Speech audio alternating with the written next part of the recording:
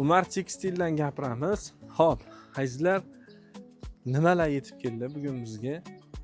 Boqib beg'am ayiqchalar yetib keldi. Mana ko'rishlaring mumkin. Qizil rangida asosan, bu ham buyurtma asosida. Interlock 30 ga 1. Qaranglar, qanaqangi ajoyib tovlanib turibdi va bundan tashqari mana bunaqa asalxo'r ayiq bor edi-yu.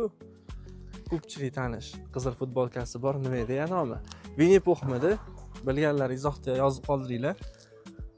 Bu 40 ga 1 interlock.